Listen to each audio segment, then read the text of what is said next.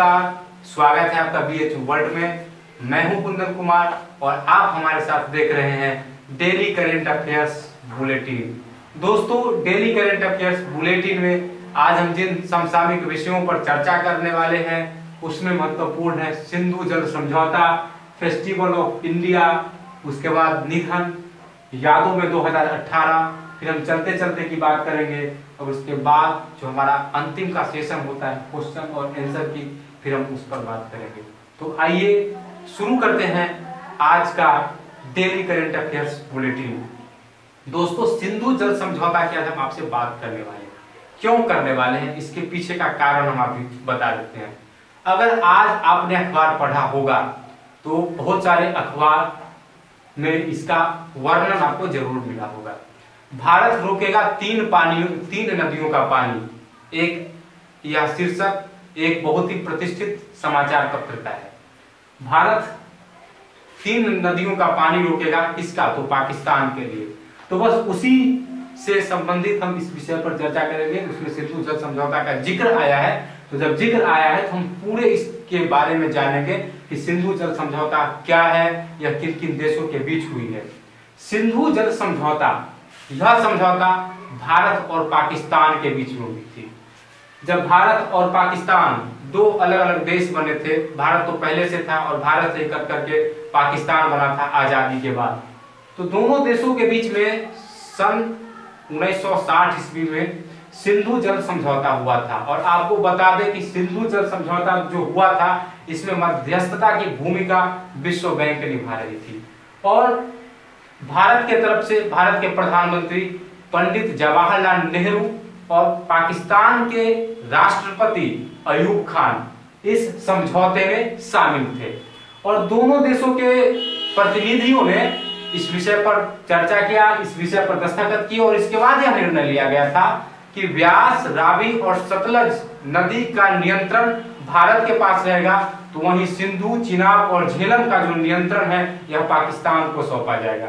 आपको पता है कि आज से कुछ दिन पहले भारत पर एक आतंकी हमला हुआ है और उसी आतंकी हमले के तहत केंद्र सरकार ने अभी यह फैसला लिया है कि वह सिंधु जल समझौते को रद्द कर देगी। रद्द की नहीं है लेकिन सोच रही है रद्द करने के बारे में। और भारत के केंद्रीय मंत्री हैं नितिन गडकरी, उन्होंने ट्वीट किया था कि अब वो पाकिस्तान को पानी नहीं देंगे और फिर वहीं से यह खबर आने लगी थी कि भारत सिंधु जल समझौता को अब रद्द करने वाला है। जब सिंधु जल समझौता की बात होगी तो आज हम आपसे बात करेंगे सिंधु नदी के बारे में भी, क्योंकि सिंधु नदी एक बहुत ही महत्वपूर्ण और पवित्र नदी है जिसके बारे में जानना बहुत ही जरूरी है आपके परीक्षा के दृष्टिकोण से। तो सिंधु नदी के बारे में हम जाने तो सिंधु नदी का उद्गम स्थल बोखर चू हिमनद को माना जाता है। और हम आपको बताते चले कि सिंधु नदी की जो कुल लंबाई है वो 2880 किलोमीटर है, लेकिन भारत में इसकी लंबाई मात्र 709 किलोमीटर है, यानी कि सिंधु नदी का अधिकतर हिस्सा जो है वह पाकिस्तान में है। अब हम आपसे बताते चले कि सिंधु नदी की जो सहायक नदियां हैं उसमें झेलम, चेनाब, रावी, व्यास और सतलज प्रमुख है। दोस्तों, कभी कभी आपसे पूछ लिया जाता है परीक्षा में कि झेलम नदी का पुराना नाम क्या है, चेनाब नदी का पुराना नाम क्या है, रावी नदी का पुराना नाम क्या है। तो इस दृष्टिकोण से इन नदियों का पुराना नाम भी जानना आपके लिए अति महत्वपूर्ण है। अगर एंट्रेंस में पूछ दिया जाए और आप इसका नाम नहीं जानेंगे तो फिर इससे आपका नुकसान हो सकता है। तो चलिए इस नुकसान से बचने के लिए हम सब नदियों का, जितनी नदियों का हम जिक्र किए हैं उसका पुराना नाम भी हम जान लें। दोस्तों, झेलम वितस्तता के नाम से पहले जानी जाती थी। और फिर हम चेनाब की बात करें तो चेनाब को अस्कनी के नाम से जाना जाता था, अस्कनी। फिर हम बात करेंगे रावी, रावी को पुरुषनी नदी के नाम से जाना जाता था, अब रावी हुई है, पहले पुरुषनी ही थी। और इसी तरीके से व्यास को विपाशा कहा जाता था, सतलज को शताद्रु कहा जाता था। तो ये बात हम कर रहे थे अभी सिंधु जल समझौता के बारे में। अब सिंधु जल समझौता के बाद फेस्टिवल ऑफ इंडिया का आयोजन नेपाल में हो रहा है। तो चलिए अब हम आपको लिए चलते हैं नेपाल, जहां पर फेस्टिवल ऑफ इंडिया का आयोजन किया जा रहा है। हाँ दोस्तों, फेस्टिवल ऑफ इंडिया का आयोजन नेपाल में किया जाता है और इस आयोजन इस आयोजन की जो अवधि होती है वह 1 महीने के लिए होती है और 22 फरवरी से यह आयोजन शुरू हो चुका है और आपको बताते चले कि 22 फरवरी से यह चलेगा और 1 महीना तक इस फेस्टिवल का आयोजन होगा। अब जब नेपाल पहुंच चुके हैं तो चलिए नेपाल के बारे में कुछ और जान ले। दोस्तों, नेपाल की राजधानी है काठमांडू और नेपाल के जो अभी के राष्ट्रपति है वह विद्या देवी भंडारी है। फिर हम बात करेंगे निधन की। जी हाँ दोस्तों, कल साहित्य के जगत से एक बहुत ही बुरी खबर आई थी और आज जो सबसे बुरी खबर आ रही है वह बॉलीवुड से आ रही है। बॉलीवुड के जो प्रोड्यूसर थे राजकुमार बड़जात्या, उनका निधन हो गया है। आपको बताते चले कि राजकुमार बड़जात्या ने 20 से अधिक फिल्मों में प्रोड्यूसर का काम किया था और अगर आपने हम आपके हैं कौन और प्रेम रतन धन पायो फिल्म देखा होगा तो आप राजकुमार बड़जात्या के बारे में जरूर जानते होंगे। राजकुमार बड़जात्या इन दोनों फिल्मों के प्रोड्यूसर थे। इनके अलावा भी इन्होंने बहुत सारी फिल्मों में काम किया था। तो कल बुरी खबर साहित्य के जगत से और आज की जो बुरी खबर है वह बॉलीवुड के क्षेत्र से है। अब हम बात करेंगे यादों में 2018। कल आप में से किसी मित्र ने कमेंट किया था कि आप 2018 से संबंधित घटना को भी कवर करते चले, तो उसी की दिशा में आज हम प्रयास शुरू किए हैं और यह उसी की 2018 की जो भी महत्वपूर्ण घटना होगी सब हम आपसे डिस्कस करेंगे। जैसे आधार कार्ड, उसके बाद LGBTQ को जो मान्यता मिली थी उस पर चर्चा करेंगे। सबरीमाला मंदिर में महिलाओं के प्रवेश की अनुमति मिली थी उस पर चर्चा करेंगे और बहुत सारे ऐसी महत्वपूर्ण घटना है 2018 की जिस पर हम आपके साथ चर्चा करेंगे। तो आइए इस कड़ी में आज हम शुरू करते हैं सबसे पहले आधार के बारे में। जी हाँ दोस्तों, आधार आपको याद होगा कि 26 सितंबर 2018 को सुप्रीम कोर्ट की बेंच ने 4-1 से आधार कार्ड को वैध माना था और आधार कार्ड को संसद भवन में जो धन विधेयक के रूप में पारित किया गया था उस पर भी अपनी मुहर लगा दी। चलिए, जब आधार कार्ड की बात हो रही है तो बातों को कुछ और आगे बढ़ाते हैं।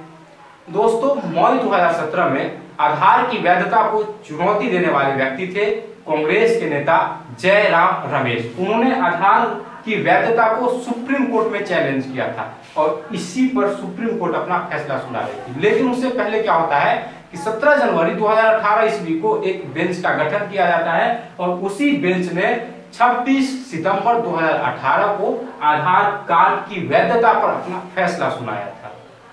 चलिए, ये तो बात हो रही थी आधार कार्ड की। फिर कल जब हम आपके साथ उपस्थित होंगे तो फिर किसी नए घटना के बारे में हम चर्चा करेंगे जो 2018 में काफी चर्चित रहा। अब हम बात करते हैं चलते चलते की। आप एक मुल्क के बारे में जानते होंगे जिसका नाम है बांग्लादेश। जी हाँ दोस्तों, बांग्लादेश पहले भारत का हिस्सा था और बाद में वह पाकिस्तान का हिस्सा हुआ। मतलब जब भारत आजाद नहीं हुआ था उस समय वह भारत का हिस्सा था। जब भारत आजाद हो गया तो भारत का जो विभाजन किया गया था वह पाकिस्तान और भारत के रूप में हुआ था। पाकिस्तान का भी पश्चिमी पाकिस्तान और पूर्वी पाकिस्तान के रूप में बंटवारा हुआ था। दोस्तों, उसी पश्चिमी और पूर्वी पाकिस्तान में से पूर्वी पाकिस्तान बांग्लादेश के रूप में माना जाता है। बांग्लादेश एक नया राष्ट्र बना। भारत ने इसकी मान्यता दे दी थी और भारत ने इसको मान लिया, भूटान ने भी मान लिया था, लेकिन पाकिस्तान लंबे अरसे तक बांग्लादेश को एक स्वतंत्र राष्ट्र के रूप में मान्यता नहीं दे रहा था। आज ही के दिन 22 फरवरी 1974 ईस्वी को पाकिस्तान ने बांग्लादेश को एक अलग राष्ट्र के रूप में मान्यता प्रदान किया। अब हम बात करेंगे क्वेश्चन आंसर सेशन की। दोस्तों, कल हम आपको 2 क्वेश्चन के साथ छोड़े गए थे। चलिए, आज फिर सबसे पहले क्वेश्चन पूछने से पहले कल जो 2 सवाल हम आपसे पूछे थे उसका आपको हम उत्तर बताते चले। कल हम आपसे पूछे थे कि सऊदी अरब के युवराज का क्या नाम है। आप सबों ने बहुत ही अच्छा जवाब दिया है, मोहम्मद बिन सलमान। जी हाँ, सऊदी अरब के युवराज का नाम है मोहम्मद बिन सलमान, जो भारत की यात्रा पर आए हुए थे। अब फिर हम आपसे पूछे थे कि सूर्यकांत त्रिपाठी निराला का जन्म किस वर्ष हुआ था। तो सूर्यकांत त्रिपाठी निराला का जन्म वर्ष 1896 ईस्वी में हुआ था। दोस्तों हम आपसे क्वेश्चन पूछते हैं, इसके पीछे हमारा उद्देश्य होता है कि जो क्वेश्चन हम आपसे पूछते हैं आप उसको सर्च करिए, उसके बारे में अच्छे से जानिए। अगर हमने आपसे पूछा है कि सूर्यकांत त्रिपाठी निराला का जन्म कब हुआ, किस वर्ष हुआ, तो इसके पीछे हमारा उद्देश्य यह होता है कि आप सूर्यकांत त्रिपाठी निराला के बारे में पढ़े, उनकी महत्वपूर्ण कृतियों के बारे में पढ़े और उनको किन किन महत्वपूर्ण पुरस्कार से नवाजा गया है उसके बारे में भी पढ़े, क्योंकि इन सब चीजों से आपके परीक्षा में बहुत ही मात्रा में क्वेश्चन पूछे जाते हैं। तो आपकी तैयारी अच्छे तरीके से हो, इसीलिए हमारा उद्देश्य होता है कि आपसे कुछ क्वेश्चन पूछ लिया। तो फिर आज भी हम फिर से 2 क्वेश्चन के साथ आपके साथ उपस्थित हुए हैं। तो आज जो आपको बताना है, हम नितिन गडकरी का जिक्र कर रहे थे, आपको बताना है कि नितिन गडकरी केंद्र सरकार में किस विभाग के मंत्री हैं। आप इसका भी जवाब कमेंट बॉक्स में जरूर बताइए।